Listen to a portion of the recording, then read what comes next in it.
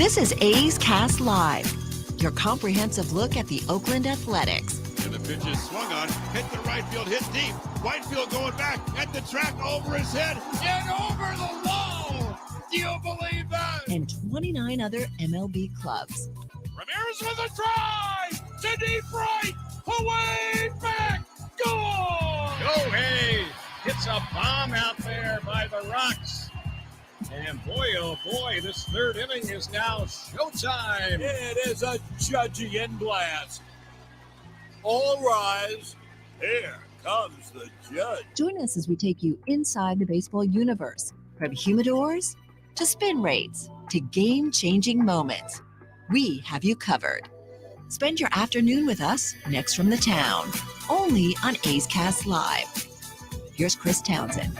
Well, good morning, everybody. That's right. It is A's Cast Live, a jam-packed show for you as we're getting ready for A's baseball, as the Oakland Athletics will continue that hated rivalry today in spring training with the Texas Rangers. It's hard if you can't get up for this one. I'm still mad at Johnny Oates and Mike Hardgrove. We're going to actually play Know Your Rangers today. And no, not every answer is Nolan Ryan or Steve Buechele. Yeah, there are some good ones. Mickey Tettleton, the good old days. Don't want to give any of them away. Julio Franco, Rafael Palmeiro, banned from baseball. When I think of great Rangers, Who's your favorite Ranger of all time? That's easy, Michael Young. Michael Young, he was a good player. If it's not him, it's Ian Kinsler. My favorite Ranger. I loved Julio Franco with the bat like that. That was sweet. But the thing about the Rangers was always like that guy would leave and always come back. Right? Like Rafael Palmeiro played for the Rangers how many times? Like 3-4 times? Let's just take a look. Like Will Clark came in and then he came back at least twice. Multiple times he played for the Rangers. Palmeiro, 1, 2. Yeah, he spent 10 years of his career with them. He did it from 89 to 93, left to play in Baltimore, and then came back from 99 to 03. I'll give you a quick Steve. You know who Steve Buechele is? Yeah, his son played quarterback at Texas. Okay. So Steve Buechele was a longtime third baseman for the Texas Rangers. Where did he go to school? Son went to Texas, so I'm assuming not Texas. No. Why would I bring up Steve Buechele just out of nowhere? It's not like I'm going to say like he went to Liberty or he's a Golden Gopher at Minnesota. Bring up Buechele wearing the Bay Area. Was it a Bay Area school? You're quick this morning. You are really, really Cal. good. He's a Stanford guy. The great Steve Buechele. Moses Messina, our buddy from MLB Network, is going to be here at 10:15. We're going to do Johnny D early today, 10:30. We got the cow. Well, Eno Sarris is on the East Coast, so we have to accommodate the celebrities. Yes. Well, our guests at 11:30 are celebrities. So not that Johnny's not. No, Johnny's not a celebrity. Johnny's flexible. Johnny's hardworking blue collar broadcaster. Not like you bougie. I don't know what we call you, streaming bougie people. If Johnny gets all 5 correct on Know Your Rangers, no chance. If he gets all 5 right, I'll never bump him again. Then that time slot's his forever at 11:30. We're playing today. Know Your Rangers. How well do you know your Rangers? Oh, sorry. It'll be starting Monday. It'll be 12:30 because Arizona catches up to us. So our times. Do will be we the same. flip over on Sunday? Yeah, 2 a.m. Yeah. So Sunday morning, 2 a.m. We spring ahead. Arizona. We catch up to Arizona. So starting Monday, we're back on at 11 to 1. God, I can sleep in. I cannot wait. The Cowboy is going to be on. Jeff Brantley. Jeff Brantley, who is one of the great all-time baseball players turned broadcasters in the history of our sport. Fair to say? Yes, 96 roll age reliever, NL reliever of the year. Dude, this guy's career was legit. I mean, when I was a kid, he was at Mississippi State, right? Yeah, he led the league in saves in 1996 with 44. He had 172 career saves. He started 18 games. He was 43, 46, 172 saves. He was an all-star with the San Francisco Giants. He had some good years with the Giants. He's on their Wall of Fame. He's on the Wall of Fame, for God's sake. He's up there with the greats like Joe Panic, Hunter Pence. Marvin Bernard. I always hammer Marvin Bernard. You know why I hammer Marvin Bernard? Because I had to deal with Marvin Bernard back in the day. So this is my revenge. Did you know that Jeff Brantley ended his career with the Texas Rangers? I did not. Wow, I didn't look at his baseball reference page this morning. I did not know that. So the Cowboy, that'll be interesting to talk to about that, because Ralph Kiner, legend. When you talk about like guys that were legit players, and no, I mean, I'm not going to, this is not taking shots. I have nothing but the utmost respect for, and I'm not talking, I'm talking play-by-play guys, right? Like legit players that became play-by-play guys. There's not a lot. Like Dwayne Kuiper. No, I mean, I love Dwayne, the Kuiper family, but Dwayne Kuiper wasn't an all-star. Yeah, I'm trying to think. Our buddy Sparksy wasn't an all-star. Hawk Harrelson. Hawk Harrelson was a terrific player. I'm trying to think what other guys. There's not a lot. We're talking that went on to not do color. There's plenty of that. They're Hall of Famers. But we're talking guys who do the actual play-by-play, call the balls and strikes as a former legit player. A guy that made scratch back in the day. Brantley made some good scratch for his time. I'm just looking around the league now to think of guys that, and there's not many. No. Yeah, they say here, Brantley made $18 million. For a guy back in the day, we're talking about a guy that came up in the 80s and played through the 90s as a reliever. Relievers weren't getting paid huge money. He made good money for his day. So the Cowboy, that's a good get by you. I always love having him on because, as you said, he played on one of the greatest college baseball teams of all time, where you had Bobby Thigpen, who once set the record for most saves in a season, Rafael Palmeiro, who we mentioned, and forever Giant Will Clark. The amount of talent. Just love when people throw out the forever Giant thing. Carlos Correa is a forever Giant. Huh? Right? Carlos Correa, forever Giant. In my mind, he will be. He gets a video tribute when the Mets come. Or no, not when the Mets come, when the Twins come. Is he gonna get a Oh, God. They should do that just to joke with him. Yeah. And the Mets should do it too. Yeah, they should. That would be pretty funny. To do a video, or somebody out there do a video tribute to Carlos Correa as a Giant. I remember Giant. I remember all the great highlights of Carlos Correa as a Giant. Same with Arson Judge. Good news that we're going to be talking about with Moses coming up, and Jeff Passan put it out on Twitter yesterday, and you saw it yesterday in our game. A game that we lost that game, right? No. Did we win? We shut out the Dodgers 1-0. Yeah, that game was like 2 hours and 20-something minutes? I can get the official time for you, but it was very quick because there was 1-0. There wasn't a lot of offensive highlights in that game, but a lot of good pitch. Adam Oller pitched very well in that game, which is very key because you're going to need all of these guys. Now, I'm not going to oversell a spring training start, but one thing that Adam Oller I know can give, and you saw it yesterday, and we really saw it at the end of last year, he gives you something. And normally we're sitting here always talking about stuff, right? We're always talking about stuff. How good is the stuff? You talk about spin rates. You talk about all this kind of stuff.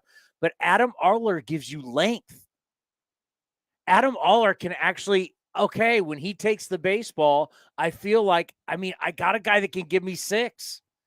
You don't realize how valuable that is in today's game. It's always been a valuable commodity in the game. We'll talk to Jeff Brantley about that, how bullpens have changed. Bullpens now eat up more innings than ever before in the history of baseball. How valuable is it that somebody can actually go 6-7 innings? And now I'm not going to need everybody in my bullpen to get this thing to the house. You know, with other pitchers with the A's, think about like James Caprillion. He set the record 30-something starts. I don't even like to bring it up. It gives me the heebie-jeebies. He set the record for most starts of 6 innings or less for the Oakland A's. which we've always been known for starting pitching. We've always been known for going deep in games. So it's like, Adam Oller, I remember a lot of people because he got shelled early and everybody's like, I can't believe Chris Bassett trade. Adam Oller is going to play a major role in this year's team. And he may be the guy. He may be the long man too. He could be somebody that comes out and gives you definite innings when a starter does not, because it unfortunately tends to happen all the time. Quickly, before we get to Moses, we're now going to really do a big thing now with the Athletics about fantasy camp. There's a video that I can play for us. Yeah, because we just went down and we covered fantasy camp. I couldn't believe how awesome it was. Like, it just wasn't us trying to sell it. It was like, wait a minute. You're playing the sister course of TPC Scottsdale. We're going to Top Golf. We're doing all these dinners. These guys got a cocktail hour. They've got all this partying going on. And then you're playing the baseball. I mean, this is what, to me, you want to talk about a dream Christmas gift or birthday gift. To give somebody fantasy camp would be incredible. I mean, you're hanging out with Dave Stewart, Barry Zito. You're hanging out with these guys. And then after the games, you're drinking beers with them back in the locker room like you're a big leaguer. You're playing on big league fields. Here, play the video. It's incredible. All right, here we go. This is a video recapping fantasy camp this year that we were at. This has been one of the coolest experiences in my life, especially like in baseball. The importance of stretching every morning, because if you want to last all week. Camaraderie on the field, cheering your teammates on, sharing experiences, sharing the things that you see with different pitchers. Great job. Way to kick us off today. I'm loving every second of it. Hey, hey, I'm loving every minute of it. Hey, hey. It's absolutely building all these friendships and memories with the players. Right there! That's how it starts! Second base, second base! Doesn't matter if you've ever played before, you will have a blast out here. It's just incredible.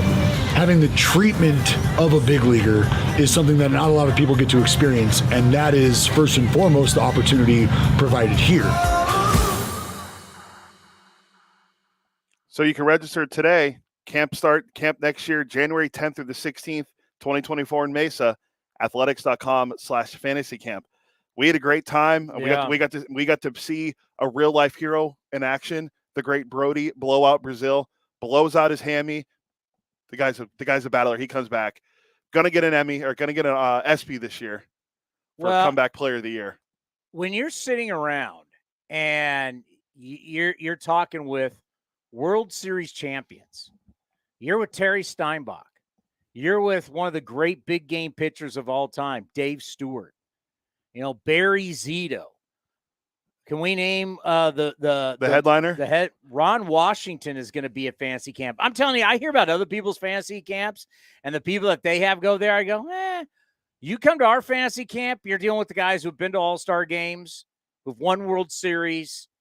Fantasy camp is without a doubt one of the best treats you could give somebody. I think whether it's a birthday present, whether it's a Christmas present, we're now going to be going down every single year as we're taking fantasy camp to a whole new level. Once again, like I said, it's Top Golf. You're playing, and I think next year might be TPC Scottsdale, where they play the Waste Management Tournament, the PGA Tour. I think we're playing that next year. I mean, you're playing top golf courses. You're going to Top Golf. It's the dinners. It's the parties. It's the games. I mean, we got to see Moses from MLB Network. Maybe we get Moses down to get into fantasy camp. See, Moses, are you in shape? Are you ready? Can we count on you next January to come to Arizona? Now that I have about a 10-month head start, maybe there's a better chance of that happening. But we'll see. We don't want you to blow out your hammy or your rotator cuff, so we'll give you time to get it. But it truly is incredible. All these guys get to wear all the uniforms. They're on the big league fields. They're in the clubhouse. They get to use we have all the trainers there, so you get treated like a big leaguer. Every team has. I know you're a big Mets fan. Every team has it. It really is one of the best experiences. It's interesting because I pay attention obviously to the Mets fantasy camp, and they have Dwight Gooden there. They had Mookie Wilson out there. They have all these great Mets, and you want to play with them, but there's also a little part of you that you don't want to embarrass yourself in front of your favorite players too at the same time. But yeah, those fantasy camp experiences, especially if you're a fan of your team and you're an A's fan, and you get to hang out with Terry Steinbach and Dave Stewart and guys of the '89 team, that would be outstanding. No doubt about it. All right, at MLB Network, there's obviously people that were afraid of changes. They're going to be afraid of how things were going to be different. But already we're starting to see the data, and we're seeing the games are way faster. We're seeing singles are up. We're seeing stolen bases are up. We're seeing runs are up. Everything is up while time is coming down. How are people at the network, yourself and everybody else, feeling about the changes so far? Well, we love it. Obviously, when you're a producer of this network, you love games going quicker. You love the ability to, it just moves better. I remember the first day of the games, you're looking at these games, and all of a sudden you're like, wow, you're having a conversation with a person. Normally, you have a conversation with a person, and one at bat just passes through. Instead, the whole inning is over. We do a lot of spring training games here, and normally we've been trained that they take 3 hours, and now they end at 2:30. So now we have a longer show to produce in between the spring training game. So it's interesting. We like it. It's going to be adjustment. We keep saying in the back of our head, hey, when the regular season starts, it's going to be a little different. It may not be a half-hour difference, but I go the other way. We're still having minor leaguers playing games, and they don't throw as many strikes as the big leaguers. So maybe will go even quicker in the regular season. I could envision, the Mets open up against the Marlins on opening day, and could be Scherzer against Alcantara. I wouldn't be surprised if that game's 2 hours. I think we're going to get back to the mode where if two aces are going against each other, those games are going to fly. If two guys are throwing strikes constantly, games are going to fly a little more. So I wouldn't be surprised if we see a couple of games this year end under 2 hours. Yeah, I mean, when we were growing up, that was normal, 2 hours and 15, 2:20. That was the norm, right? Or it wasn't that long ago that if you're watching a Braves game on TBS and it was Maddox, Glavine, or Smoltz, you weren't sitting there for 3.5 hours. So I have a feeling, and don't you think also that the viewer, once they start seeing it, they'll realize, oh yeah, this is much better. Yeah, I think the viewer, look, I have friends that they're saying, why do we need a pitch clock? This game never had time and blah, blah, blah. But then they watch it. And the biggest thing people are going to notice is when they watch the WBC and then watch the spring training game. Because WBC is essentially going back to quote unquote old baseball rules. And those games took longer. Like today's Italy against Chinese Taipei game, that game was a 4-hour game and it was 11-7. Because there was no pitch timer. Now, I don't think you're going to see a 4-hour game this year unless it goes deep into extra innings or, there's an injury that happens or things like that. So that is the interesting part. You're going to get people more tuned in. You ask any casual fan, you ask my mom, you ask my sisters, they're like, why don't you watch baseball? It's too long. It's boring, whatever. I think the one complaint people have is, when you're at a game, you kind of want to be there. We've always heard the data that people at the game don't mind the length. People watching at home mind the length. So we'll see if that's the difference. But I go on that flip side where now if I'm a parent, I could maybe take my kid to a night game. I could, take my kid to that, late afternoon game and not worry about it. You were talking about when we were growing up. When we were growing up, games started at 7:30. Not 7 o'clock. They moved it back to 7 o'clock because the games were ending so late. When it was a 7:30 start, back in the 70s and 80s, games started at 8 o'clock local time because games were so quick. So I wouldn't be surprised if they realize this data is going the way it goes. We may see games start at either on the 30s, whether it's 7:30 or 6:30. Now, if we're going to get our WBC highlights, if we're going to see games, obviously, MLB Network is going to be the place to go. And being there at the mothership of baseball, are you guys excited about it? Or would there be a way that you'd change it? What are your feelings about this tournament that we have now created? I you know what, there are times where you're like, it's in March, doesn't really matter, whatever. But then you watch the games. You watch the game this morning. You watch Japan with 50,000 people and Otani going crazy, and you like the atmosphere. And I think tomorrow night it's going to be Dominican again, the Dominican Republic and Venezuela, and that's going to be a crazy atmosphere in Miami. So you get into it. You like that the U.S. stars are there. This is kind of the first time since the tournament started that the present day stars are there. I think when it first started in 06, you saw Jeter was committed, but there weren't all stars at each position. This is the first time Team USA kind of has, if you said, okay, who would be the U.S. guy to represent at that position? That guy is there. You have Trout, you have Betts, you have Goldschmidt, you have Arenado. You have those guys there. The one thing that's always going to be short with Team USA is going to be the pitching. And, an American-born pitcher doesn't look at the WBC the same way a Dominican-born or a Japan-born player does. You see Otani's with Japan. Darvish is with Japan. You see Sandy Alcantara just won the Cy Young Award. He's playing for the Dominican Republic. You see those guys that are the top players for their country. They're there. Garrett Cole is not there for the U.S., and that is the one thing that holds back. Clayton Kershaw tried to pitch for us, but, there are issues there. But I think to get to that next level, you're going to want to see an American pitcher, a stud American pitcher commit. No Corbin Burns, no Braden Woodruff. That's a little concerning. You obviously understand with Scherzer and Verlander and DeGrom, why they aren't playing, age, injuries. Even Wheeler and Nola of the Phillies, they had a deep postseason. So you understand those point of view, but you still wish you had your top tier American starting pitcher there. Well, in the case of like DeGrom, it would be kind of hard because we actually need someone who can actually get on the mound and pitch. So wouldn't that be kind of hard? That's a good point. You can't rehab at the WBC. You can't do that. No, that is a problem. But he tends to make his starts in March. It's when it's April and May and June and July is when he doesn't take the ball. So yeah, we'll see. How was that? You're there in New York, the Mets. Mm-hmm. DeGrom was your guy. He came up. He's, the 2-time Cy Young Award winner. All this potential that, it just has never fully been reached because of the injuries. But his stuff, it's one of the great sliders of all time. He's throwing 100 miles an hour. And then you've babied him for him now to go to the Texas Rangers. How was that received by Mets fans? It wasn't received well by Met fans because, the word was, first off, it came down on a Friday night that he signed with Texas. And for everyone that knows, Friday night felt like a news dump. It seemed like he tried to sneak away in the middle of the night. He didn't go back to the Mets with telling him like, hey, this was similar to the Judge story we read this week in The Athletic, how, the Yankees kind of made sure they were in clear contact. And when Judge got that offer from the Padres, he still kind of went back to the Yankees and said, hey, what's the deal here? With DeGrom, he didn't go back to the Mets. Now, there have been words that said DeGrom said he thought he was going to be back here.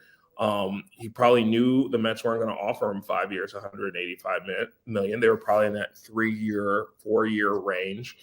But for Met fans, this spring has been a little bit easier because you see all the reports. First day, the Rangers report to camp, he's got a left side tightness. He's a little behind schedule. If he was in New York and that same story came out, it would be like, here we go again.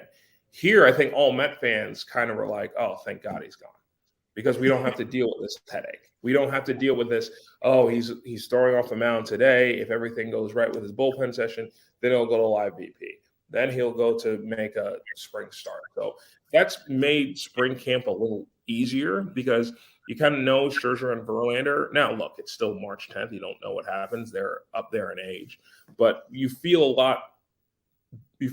better that Verlander is going to take the ball 25 to 30 times a year. I don't think we had that confidence in DeGrom doing that. We've been previewing every single team. Today is going to be the Cincinnati Reds. We just did the National League West, and we went back-to-back days of Padres Dodgers. Was really fascinating because, the Padres, a lot like the Mets, have spent a lot of money, it is time. Of course, the Padres beat the Mets, but this is both these teams. Financially, their owners have gone all in. It has that World Series or bust feeling. Just take us as a Mets fan. You're in New York. Just take us what it's like. You got the Yankees expectations are always going to be there, but hell, they haven't won since 2009. What is it like right now? New York City, New York Met fan. New York City, New York Met, it's been interesting because you listen to talk radio, and normally it's a Met fan calling in complaining in spring training. Oh, why don't we have this guy? Why didn't we get this guy? Blah, blah, blah, blah, blah. I don't know if this guy's going to be good, but now on talk radio, you're hearing Yankee fans complain. The complaint, especially with the Rodon injury yesterday, and now Harrison Bader news came out, he's going to miss time with an oblique. The Yankee fan is saying, okay, we're running back the same team as last year. Now, again, that tells you the difference in mindset. You're running back a same team that won 99 games, but for the Yankee fans, it's World Series or bust. So they are unsettled by that they're running back the same team. They don't feel like they're better than the Astros. So it's almost like, what's the point for the regular season?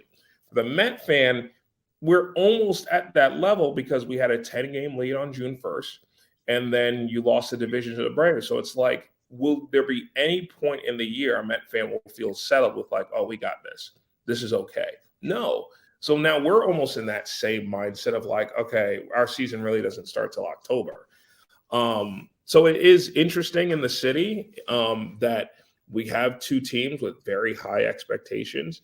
It's interesting as a Met fan that you're kind of coming into this season as you're a favorite. You're considered one of the top teams in the league. So it's a weird place. I don't think many Met fans are used to it. I'm sure we'll be back to our same doom and gloom come April 14th. If Diaz blows a save or if, Alonso doesn't come through with runners on base. But it's a very interesting time here to be a Met fan. I mean, what do you guys need? Like a 25-game lead? Is that when everything's going to be okay? 25, I still think we'd be unsettled. I think it literally needs to be we're the last out is made and we clinch the division. That's the only way we'll be settled. But I even said, here's life as a Met fan in a nutshell. The Mets could win the World Series. And as soon as the last out of the World Series made, it was like, well, there's no way we can win next year. So what's the point? Yeah. So it's kind of that mindset that I don't think we know what it's like to be happy. I don't think we know. We're always waiting for the other shoe to drop. Spring training, we have, I guess, our whole starting infield's at the WBC. That is nerve-wracking. So you're never settled as a Met fan. And I think that's the mentality. But at the same time, we now have an owner that we know if something goes wrong, he'll get someone. I don't think we had that confidence. So it's like this weird middle place we're in where we're confident if we need something, we'll get it. But at the same time, we don't know what's that thing that we're going to need and who's going to be affected and all things like that. Let me best explain Met fan. Met fan, you guys could win the World Series. As you said, the last out win the World Series. You then would complain about the parade route for the championship parade. Yeah. Why is the parade scheduled at 10 a.m.? Why is it on a Tuesday? Why can't it be on a Wednesday? Why are they starting downtown instead of uptown? Why do they have this guy first speak at the dais? It should have been this guy. Yeah. No, that is very accurate. All right. So right now you're on high heat. Where do you go once the season starts? So once the season starts, I'll be in the MLB Tonight mix and, bouncing around with our different analysts here. We have a lot of great analysts, especially the old staples like Harold and Dan Plesac and Al Leiter and Cliff Floyd and things like that. But, you're going to see a lot more Chris Young, a lot more Cameron Maben, a lot more Yonder Alonso on our show. And it's going to be, I think we're entering a point as a network, this will be our 15th season, where, we're now incorporating all the things that we probably didn't do in the early years that we're doing now. More social media, more guests from the players. I think in the early years, players were more reticent to coming on our network. And I think they know how much the reach of our network is. So they'll be on a lot, especially the relationships with our analysts they'll have. So it'll be a fun year on MLB Tonight. We get started on opening day right at at 12 noon, and then following us will be our MLB Network showcase with the Giants and Yankees. And then we come back on for more MLB tonight. So, we're going to be on a lot. We're going to have a lot of live games this year. So it should be a lot of fun. My wife has been trying to do that in the off season. Can we just watch something else? She's been giving me that. Can we just watch? Do we have to watch? Can we just, I went, no. Ever since I got out of my talk radio show and I'm not working for the Raiders anymore, it's baseball 24/7 year round. So, we'll be watching. I think your guys' stuff is second to none. Thank you for everything you do for us here on A's Cast Live. We truly appreciate it. And be well, and let's talk again soon. All right, definitely. I'll talk to you soon. Take care, Moses. That guy right there is the one of the big dogs of all programming for MLB Network, and does a great job for us here. We met him through Amelia Schimmel, the voice of the Coliseum, but Moses is helps us out a lot. And when you're watching all the shows, especially when he's with Mad Dog on High Heat, Mad Dog loves him. He's a staple. He's been there a long time. He's a staple of that network. We got to meet him in person at the winter meetings too. He came on the show then also. So Met fan would be complaining about the parade route. Well, that's Mets fan. That's East Coast fan. Who are we going to have when we do the Mets? Today we're doing the Reds and the Cowboy, Jeff Brantley. God, who do I know from the Mets? Meet the Mets. There's a couple guys. We got Howie Rose. We can reach out to the radio voice. Man, I'd love to have Ron Darling or Keith Hernandez. Maybe we get them when they come here. If the Mets come here, they do. Former Ron Darling. They do. I need to get Darling in person. They came last year. Oh, we can reach out to Mark Canha again. Yeah, but maybe we'll wait and save Canha for when he's here. Yes. Met wise, we can always have Sarah on. Sarah's the ultimate Met fan. Breaking news. You a football fan? Does that have to do with Brock Purdy? Brock Purdy's having Tommy John surgery? Well, no, he had some kind of UCL surgery. He's supposed to start throwing again in 3 months. Was it time? Let's see. No, it wasn't. Undergoes successful elbow surgery. Will begin throwing in 3. Will begin. You know what that means? He won't be throwing in 3 months. He hasn't thrown in. We'll see. Yeah. So I don't know. It could be Trey Lance on opening day. You have surgery to repair your UCL. It's the same thing. Did you see the news about? What's Tommy John surgery? Yeah, pretty close. Do you see what happened with Andrew Painter, the number 1 prospect for the Phillies?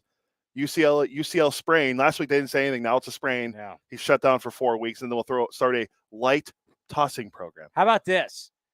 In 2 different articles, one was on ESPN, the other was on The Athletic. One was like top 10 outings or something like that about spring training, was about Painter throwing as hard as he does it. And then the next article was being shut down for. Our fascination with velocity. Well, yeah, it's the way the game is now. It's a fascination of velocity, and yet none of these guys can stay healthy. Nobody. How long till the kid from Ben Joyce, the kid from the Angels, throws 105 is we hear about something? Hunter Green, who we'll be talking about today, he's on time. He's already, this kid blows whatever he blows, and he was, out of L.A., number 1 pick. High school kid. He's had Tommy John already. Everybody. Reds opening day starter, Hunter Green, announced today. Walker Buehler. Twice. Yesterday. Yeah, he's got 2. It really is this elbow, this UCL, and how hard guys throw. It's an epidemic. It's unbelievable. Should we get ready to stump Johnny? Is it Know Your Ranger time with Johnny Doskow? Oh no. Johnny, are you ready? Are you ready, Johnny? Ranger, we'll see. I'm questionable, so we'll see what happens. So today's action, by the way, congratulations on yesterday's game. I was, following it. That was in and out, and it was boom, boom, spring training. See you later. 225, Tony, 225. All about the time of game. It was great. Absolutely. About yesterday's game, we talked about Adam Oller. We talked about how he changed his process. Stephen Vogt helped him a lot with that. He's maturing in front of our eyes. And I know some people have a bad taste in their mouth because he got roughed up a lot last year, especially at the end of the year. It was like, slow down. He threw the ball better in the second half. But I'm going to say this about Adam Oller.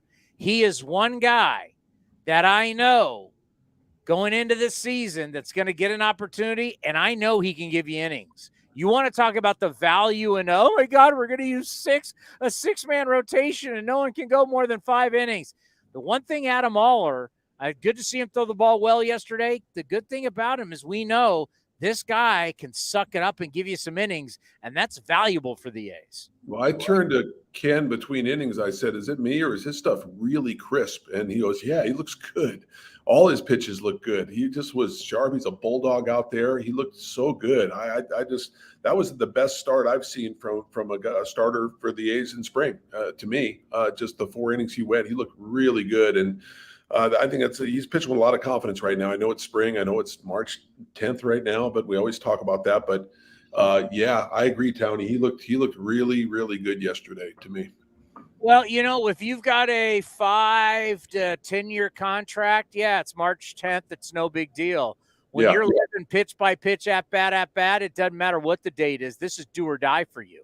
Exactly, and that's the beauty of this spring for the A's. You got some guys competing for some spots. You got guys competing for bullpen spots. You guys in the outfield competing for spots. So, and starting pitchers competing for spots. So this is a pretty exciting spring as far as that's concerned. I like competition in the spring. I don't like when there are 24 guys or 24 positions already locked in. I don't like that. So this is pretty cool. I mean, obviously there are guys that are locked in with the A's, and I just think it's pretty cool that there'll be some competition.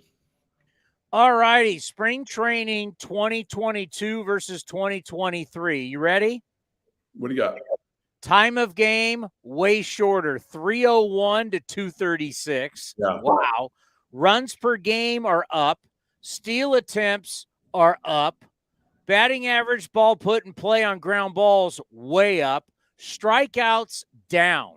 So you got shorter games, more runs, more stolen bases, more singles, more runs scored overall, and you're 25 minutes faster.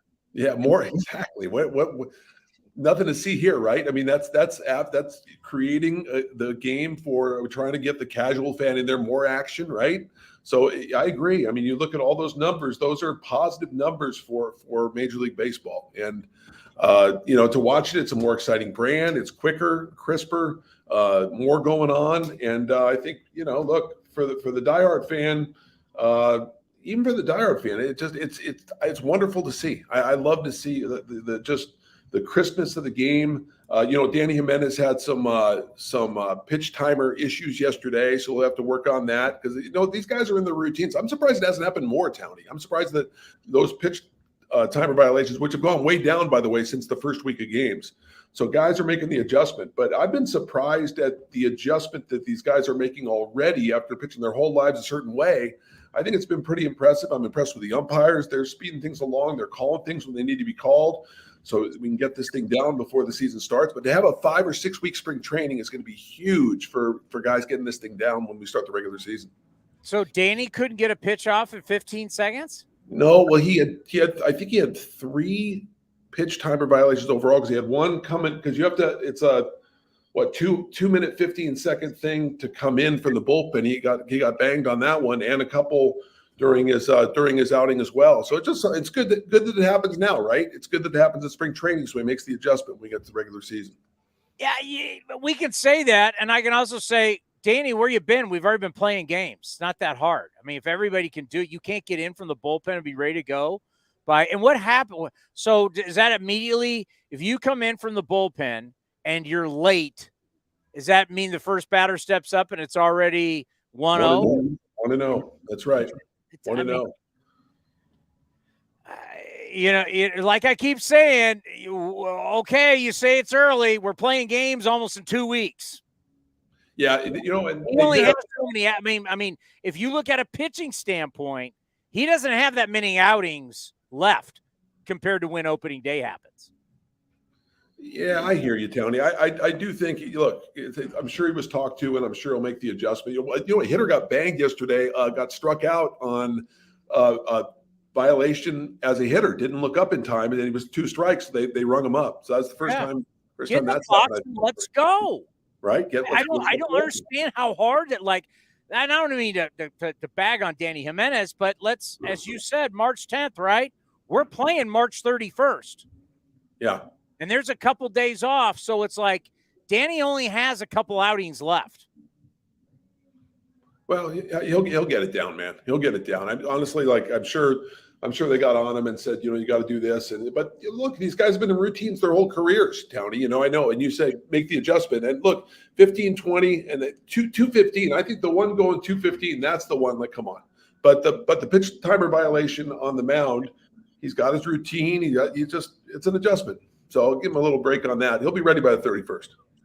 All right. So have you been able to go out, talk to any coaches, players, ask anybody about what we're finding out now, how fast these games are going, and also the productivity is getting better?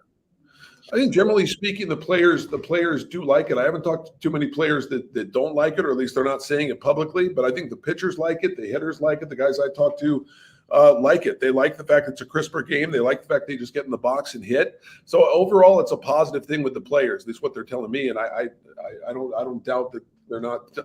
I know they're telling me the truth. So I think guys are into it. I think guys will even be more into it as we get into the season. This thing's going to become so routine. It's going to be, where was this thing our whole lives? I mean, guys, you said, guys make the adjustment. They're professional athletes, best athletes in the world. They get it, and they will completely grasp doing this and be effective with it. So it'll be good. Well, it's like I'm talking to you. You're used to it. You were down in the minor leagues. You were like to all of us, it's still like, oh my God. I mean, at what point when you were calling play-by-play did it just become the norm and you didn't even think about it anymore? It took a couple weeks because it's when you're telling a story, you do have to kind of get in and get out, and you do want to let the broadcast breathe a little bit too. You don't want to be a mile a minute all the time. You got to let it breathe. So it did take a few weeks to make the adjustment. I talked to other announcers here too, and it took them a little while, but like everything else, as an announcer, you make that adjustment. And, Vin Scully, the greatest storyteller of all time, RIP, I would love to have seen what he would have mastered it so quickly. He would have been able to get the story in, get out. It would have been flawless, seamless. It would have been. So the adjustment, just have to make the adjustment and get your story in, get out. And don't tell a story with 2 outs. Don't start a story with 2 outs, and find a way. Rick Monday was saying, as I asked him about Vin Scully never starting a story with 2 outs, he goes, he would start a story with 2 outs, but the batter knew it, and the batter would foul off 25 pitches. It was unbelievable. This guy had a knack for knowing exactly when to start a story. So pretty incredible. Have you ever done that where you're starting a story and you realize, damn it, why did I do that? Oh, absolutely. I'm an idiot. Yeah, I have done it. I go, we'll get to that next inning. I go, Vin Scully never does that, but I've done it. Yeah, of course. Well, kudos to you. You're solo, right? You were doing those 4-hour games back in the day by yourself. Oh my gosh, Townie, 4-hour, 53-minute, 16 games in Reno. So people say these spring training games, these are refreshing compared to those back in the day, Yeah, nice. That's why I know that a lot of people have come up. Well, I'll give you one of the best stories is our own general manager, David Forrest, on the David Forrest Show exclusively here on A's Cast Live, told us how he went to what did he go to? He went to Midland. Where else did he go? Oh, he was at Lansing. Lansing, yeah. So he went to Lansing, went to Midland, and then came back to Oakland. It was like, oh my God.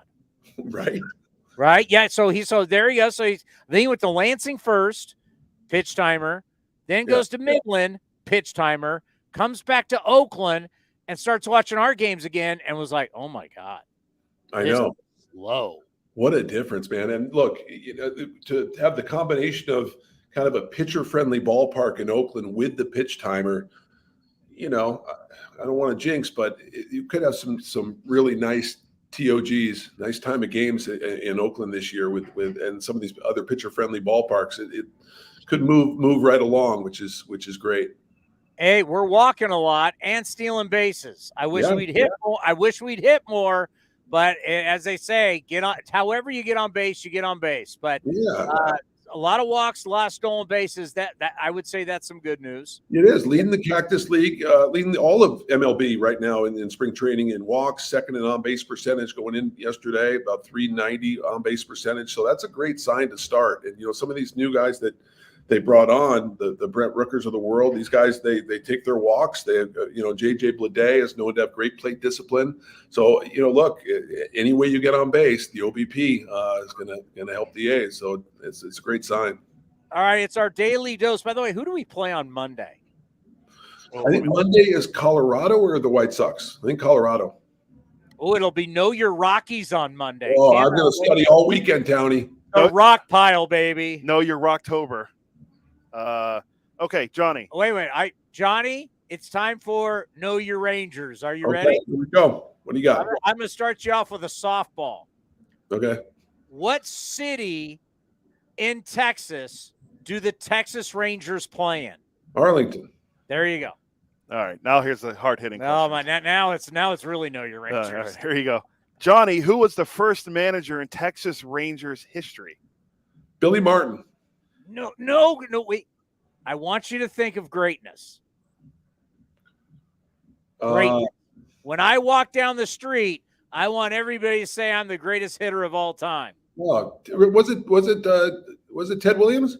Ted Williams, that's Ted correct. Williams. Oh, that's great. Oh, great trivia question. Wow. Isn't that a great question? That is a great question. I had no idea on that. Wow. Like you wouldn't think you're like. I remember when Cody asked me this stuff, and I think I said Ted because he hinted at me, but you wouldn't think that Ted Williams was the.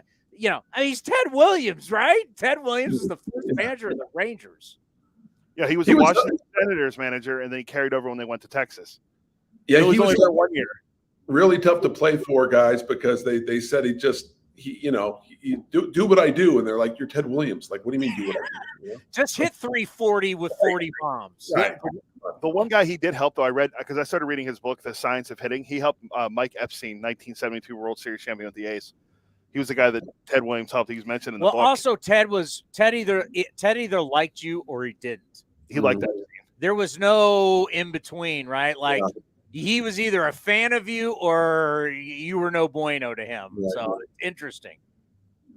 All right, Johnny, next question. Who was the last Ranger to win the Rookie of the Year award? Now, I'll give you a hint. They've only had 2 guys to do it, and the last one was in 2010. This is tough. Man, this is tough. 2010 Rookie of the Year for the Texas Rangers. I'll make it easy. Relief pitcher. Yeah, really throws hard. Threw hard. Oh, man, I give. What do you got? Neftali Feliz. Nice. No, Okay. that's all right. It's not easy. Yeah. Know Your Rangers is not easy. This one could be easy. Who is the Rangers' all-time leader in home runs? This is easy. Juan Gonzalez. There you go. There Back you on go. track. There All you right. go. Who was the winningest manager in Rangers history? Come on now. Johnny Oates. Oh, No. good guess. Not Bobby Valentine. Think recency bias. Think of our guy. He's one of us. We love him to death. Infield. Master of the infield. Here, I'll play a sign clip for you and see if He you know it. took them to the World Series. Here you go. Hold on. Scott, that's right. It's not that hard, Scott. Tell him, Wash. It's incredibly hard. Oh, Ron Washington. Love that. Love that.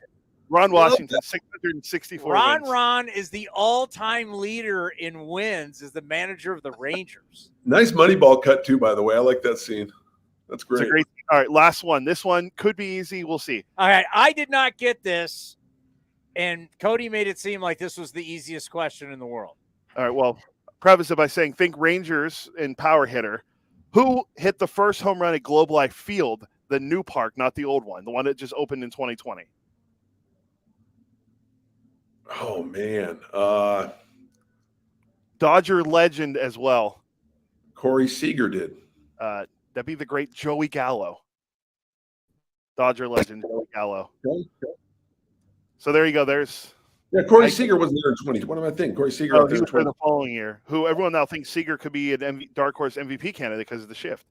But that's I'd see he acted. You know why? It's because Cody is a Joey Gallo fanboy, so he thinks that easy. Like I'm trying to think. At first I was like 2020. Isn't that what Seager and Simeon signed? I think he was like it's easy. I'm like that Marcus Semien was a Blue Jay that year, right? Right. No. Wasn't he? 2020? Or was he still with us? He was with us in 2020. Yeah, so 2021 Blue Jay, 2022. 2020 is when we beat the White Sox. Yeah, 2021 Blue Jay, 22 with the Rangers. Yeah, Seager and him were there last year. So yeah, that's your edition Monday. Know Your Rocktober coming to you That was a very poor effort on my part on that. Hey, can I give you one bonus to make up for it all if you get this? Yeah. You will be I will, we represent everybody in our division for all our friends, Johnny. Johnny, can you see this? Our Nolan Ryan bobblehead? Love it. Okay. I'm going to give you a question to make up for it all. You ready? Mm-hmm. And this will this will put wind into your sails heading into the weekend. Okay. I have struck out more batters than anybody in the history of the Texas Rangers organization, and I'm not Nolan Ryan. Who am I? Wow, and you're not Nolan Ryan. No. And you don't throw hard, and you smoke cigarettes. Who is Jamie Moyer? Oh! Who was it? Charlie Huff. Oh, knuckleballer. Oh, my gosh. Wow. Charlie Huff. Look at the top 5, though, in strikeouts. Charlie Huff, Bobby Witt Sr., Kenny the Gambler Rogers, Yu Darvish, and then there's Nolan Ryan. Wow. Rick Jenkins is on the list. Kevin Brown. Colby Lewis. Jose Guzman. Colby Lewis. He had a couple good years there. Yep. Don't you dare forget Forever Giant Derek Holland. Derek Holland. But it wasn't our guy Nolan. Wow. But Nolan still is the leader for what? The Astros and the Angels? Yeah, that sounds about right. All righty, my friend. You have are you at the Hall of Famer again today? Yes, I am. Yep. Kenny and I will be on today. So A's won a couple in a row. Can't count the Columbia game, and A's won a couple in a row now, 4-7-2. So Paul Blackburn on the hill today against Dane Dunning for the starters. And the nice thing is when they have the game notes, there are only 4 scheduled pitchers. You're getting to the point now where guys are getting stretched out, so it's not like 7 or 8 pitchers. So here we go. It's getting fun. Well, my friend, just to let you know that earlier today, one of the WBC games went over 4 hours. Did it really? Yeah, 4 hours. No pitch clock. What game was it? Italy and Chinese Taipei. Okay. 4 hours. Like, what are you doing for 4 hours in a baseball game? Like, now that we look back on it, it's like what do you do? Like, what is happening for 4 hours?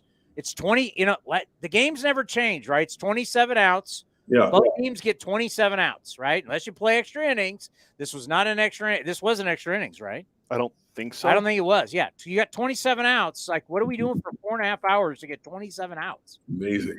Crazy, right? Like, you look back on it, like, as you said, doing games in Reno, like, you look back on it, like, what were we doing for 4 hours and 30 minutes for a 9-inning game? I know. It's absurd. It's crazy. We had like a couple of 5-hour jobs in those extra inning games in the Coast League too. I think 5-11 or something. Oh, that's why you made the big bucks. Right. Exactly. Yeah. All right. Hey, you have a wonderful weekend, and we will talk to you on Monday for Know Your Rockies. All right. Thanks, Townie. Good to see you guys. Take care, buddy. Johnny D. Johnny on the spot. 4 hours. 4. And there was Chinese Taipei won 11-7. So 18 runs scored. Hours. It's a lot of it's a long time. It's a lot. I mean, now it's amazing now we look at it, we're now realizing, wow, that is a really lot. When you got spring training games going 2:30, and now you add all that time to the same amount of outs. You can have the same amount of outs and the same amount of runs, and you see the difference. And you also got to factor into spring training games. There's always guys being subbed in and subbed out too. So, multiple pitchers are pitching. Hell, the other day against the Diamondbacks, Zach Gallen came in 2 different times. He started, came out, then he came back in, went out, then he came back in. And the game was still faster than the WBC games. Oh man, I mean, it's in a good place, and I don't know how anybody's going to argue against it. I really don't. I don't know how anybody's going to look back. We'll be midsummer, and hopefully we won't talk about it anymore. But just the numbers already, as we saw in football, right, and as we've seen in basketball, the data shows. What do you want to do as an offense in football now? You want to run as many plays as you can, as fast as you can. And that was the Chip Kelly influence on Bill Belichick. Whatever school Chip Kelly was at in the Northeast. That would be the University of, what was it? Was it small school? Was it Maine? It's either Maine or New Hampshire. Let's see. But Bill Belichick, obviously being a brilliant football mind, went, hey, this guy's onto something. How many plays can we run? Because we understand that as human beings. New Hampshire, he was AOC. Were you just like applauding yourself? It's a great guess. I knew you said small school and it was an Eastern school. Do you see what I'm working with? See, that's when you know Cody is that is the Cody of I know everything. Well, I said I'm right. Well, I said Maine first, so I was kind of it took me my second guess, but now if you would ask me, I can't wait till you have kids. It's going to change you. What do you mean? I'm going to ask them these same questions and It's heckle gonna if they get them change wrong. But we have found out that human beings perform better at a better pace, right? The Golden State Warriors want to do what? Play fast at home and lose on the road. Showtime Lakers, baby. Well, shots fired at Steve Kerr. And it's not Draymond's fault. 7-26 on the road. But what do they want to do? Showtime Light. We want to move. We want that pace. We want to be fast. We want to get a ton of shots off. We want to be moving the basketball. And you think it's about time, but it's really not. Like, yes, the game is timed in the NFL and in basketball, but they realize, hey, we could slow it up. You could run the football and control the clock. You could do that, no question. But they realize we can score more points. We can be more efficient by going faster, snapping the ball faster, getting the plays in faster. And what is this showing? You sent this to me last night. What is this showing, Cody? They're showing that the game's being faster, the players are being more efficient. Yes. And you see the time of game dropped off by 25 minutes now? It was 2:36 now. It was 3:01 last year. If you do that for the regular season, you're going to have a lot of happy people, especially people who work around the club. But the games are better. The play is better. Yeah, like even yesterday, I know it was a 1-0 game, but there was a lot of base runners on. And as Johnny mentioned, I watched the A's draw a lot of walks because they now lead spring training in walks. And the strikeouts are down. That's the big thing. Strikeouts being down is a huge thing because we complain all the time about the 3 true outcomes where the A's aren't hitting a lot of home runs in spring training, but they're getting on base via the walk and other ways that aren't the home run, which is good for the game. Coming up next, Jeff Brantley, the former All-Star, now does play-by-play for the Cincinnati Reds. We're covering the Reds next right here on A's Cast Live. It's that time of the year. Single game tickets are now on sale for the 2023 season. Secure your tickets for some of the biggest matchups, fireworks, drone shows, giveaways, and more. From opening weekend against the Angels to the 50th reunion of the 1973 World Series team to unique giveaways like Pit Viper classes. There is so much happening at the ballpark this season. Don't miss out on other homestands as we take on the Giants, Padres, Yankees, Cubs, and Braves. Visit athletics.com/tickets to get yours now. That's athletics.com/tickets. This is Chris Townsend for my favorite golf course in the Bay Area, Cinnabar Hills Golf Club. Tucked in the beautiful hills of San Jose, Cinnabar Hills offers the finest 27 holes of championship golf in Silicon Valley. Come see the amazing new renovated clubhouse and restaurant, plus patio dining with the most breathtaking views. Cinnabar Hills is far more than a golf course. One of the premier places in the Bay Area to host weddings and any type of events. There's no golf experience like Cinnabar Hills Golf Club. Go to CinnabarHills.com. That's CinnabarHills.com. Chevron with Techron has unbeatable engine cleaning power, and it gives you unbeatable mileage for all kinds of unbeatable destinations. Like time in the sun at the beach, or time in the sun riding roller coasters, or a day in the sun hiking mountains. Well, probably just one mountain would be enough for a day, but hiking a mountain is still an unbeatable choice for how to spend time. Download the Chevron app now to get unbeatable mileage at locations near you. If you're looking for a new mattress, Nest Bedding has you covered. Sleep on the same mattress Hall of Famer Ricky Henderson sleeps on. Nest Bedding is the #1 brand of online mattresses and the Bay Area's favorite mattress store. Take home the Easy Breather pillow. The New York Times calls it their #1 pick. You can navigate their easy-to-use website, nestbedding.com. That's nestbedding.com. Green and Gold fans, use the coupon code Oakland and you get 10% off your entire order. Nest Bedding, love where you sleep.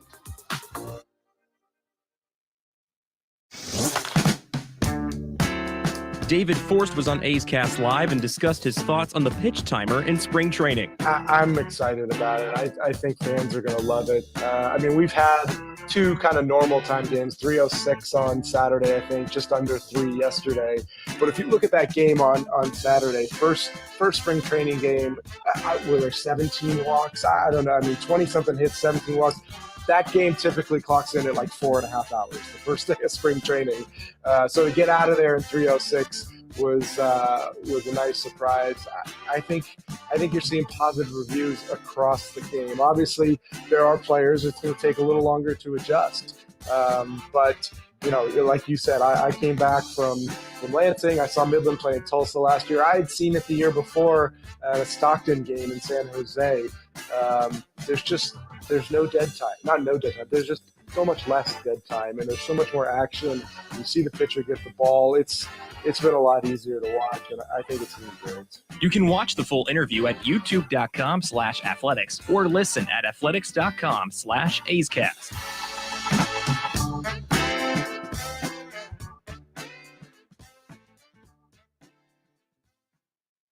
Innovation is at the core of Cal State East Bay, like at our Green Biome Institute, where faculty and students preserve genetic information from California's endangered plants, or how we open doors for local entrepreneurs at our Small Business Development Center. From educators to nurses to STEM professionals, Cal State East Bay has real impact throughout the region's neighborhoods, boardrooms, and the entire economy. Be part of the innovation. Connect with Cal State East Bay at csueastbay.edu/impact.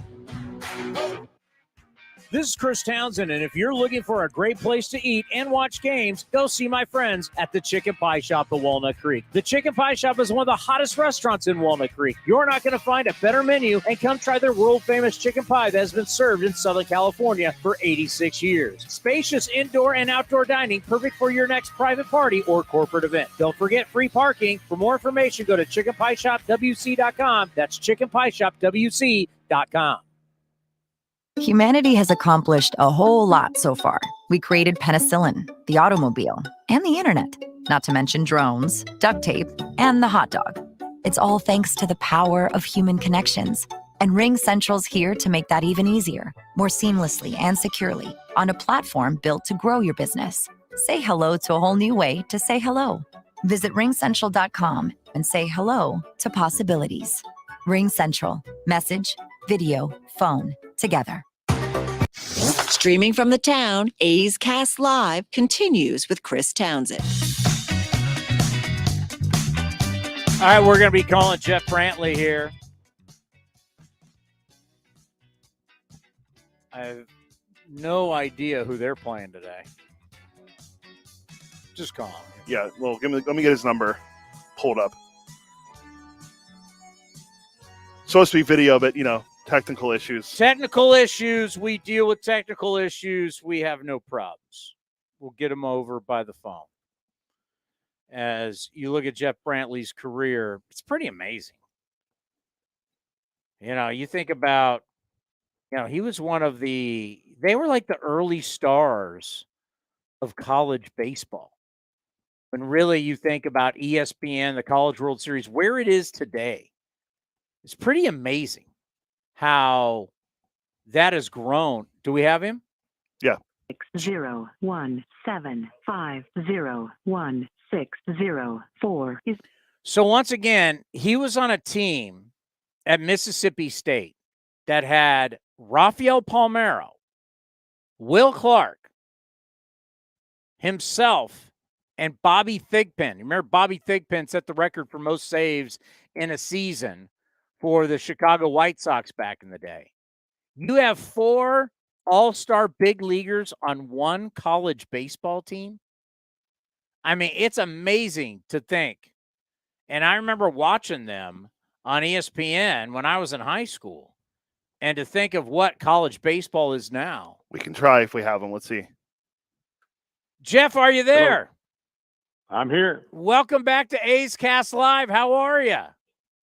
Not too bad. How are you? I was just, before you came on, we were just talking about your team at Mississippi State, about the greatness of what you had with Palmeiro and Clark, yourself and Thigpen, and to think Like, you guys are like the early stars of college baseball on ESPN, on cable television, and to think where college baseball is now in Omaha, but you guys really were the trendsetters and got that all started. Yeah, it's pretty amazing when you look back, because I mean we didn't think of ourselves as being trendsetters. We were just kids playing ball and knew we had a chance to get to the World Series and hopefully try to win it. But you look back and you see all the things that have happened since then, especially these stadiums. I tell you what, you go around in the SEC and you look at some of these baseball stadiums, they're as big as the football stadiums were when I was playing baseball. It's amazing. Yeah. Well, we've said about the SEC, it's like there's so much money from football coming in, and you can only build so many weight rooms and locker rooms and rehab facilities, and that all the money from television and all the money from the gate, it's starting to filter into all the different sports and all of the facilities. You can talk softball, you can talk whatever you want to talk about. The money in the SEC is insane. Yeah, it's pretty crazy. But I mean, from an entertainment value, I think you get what you pay for. I think people love sports, especially the big three, and I think people enjoy coming to the ballpark. I know that when you come to a Mississippi State baseball game, I mean, it's like an event. I mean, the town pretty much shuts down and everybody's there. I mean, you're talking about all the cities drawing in and around Starkville and throughout Mississippi. It's kind of crazy, but you know, I mean, who else draws 12, 13, sometimes 15,000 for a baseball game? I know, that is so impressive. And we were talking about, obviously, your great career and what you did here in the Bay Area. No one's ever going to forget. Obviously, you're on the San Francisco Giants Wall of Fame. You know, for you as a former All-Star, you've led the league in saves. You did everything as a player. You're doing something that really not too many people have ever done, is be great also at play-by-play. We see so many ex-players go into color. You're one of the very few who was an all-star as a player and then also as a play-by-play guy. What has that meant to you to really have two distinguished careers in our great game? Well, I don't know that I'm great at doing play-by-play. I enjoy it, and to be honest with you, when I was a 9-10-year-old kid, I didn't dream of being a Major League Baseball player. I dreamed of being Mel Allen or Keith Jackson. That's what I wanted to do. I was always a fan of the voices. I can remember sitting in my car with my dad, listening to Marty Brenneman and Joe Nuxall, because I was a Reds fan growing up. And I mean, I lived in Hoover, Alabama. I was nowhere near Cincinnati. I just liked the Big Red Machine. Yeah. I could just see you now like Keith Jackson. You could have been doing the Rose Bowl. The granddaddy of them all. My, oh my, it's the Rose Bowl in Pasadena. Keith Jackson was one of the greats. When we look at this Cincinnati Reds team, I think it's very similar to what we have going on in Oakland right now. It's about looking at young players. It's about looking at the future. How's spring going for the Reds? I think it's going really good. I think it's surprising at this point, simply because I didn't know that we would have guys move this quickly or be this good this quickly. It's really the first visual impression that we've gotten from some of the trades that we saw last year, especially those of us that are only with the big league club. You know, I look at our top prospect, Ellie De La Cruz, who has always been in our system, and I look at where he was last year compared to where he is now, not just from a performance perspective, but from a body perspective. I've got a 15-year-old. I understand how they grow and mature and get bigger. Kids are doing that. And Matt McClain, a kid that we drafted a couple of years ago, looks outstanding this spring. We got two players, Edwin Arroyo and Noelvi Marte from the Mariners in the Luis Castillo trade. And both of those kids, they hold their own. And I mean, they are very, very young. And I don't know that they're particularly close to the big leagues at this point, but they've sure showed off this spring thus far. Well, then you got David Bell, who's just loving this Christian Encarnacio Strand kid. And obviously with Joey Votto going to not start the season with the club, could you see this Strand being at first base for the team? I think that you could. I think that that's probably a best case scenario, kind of dream about it.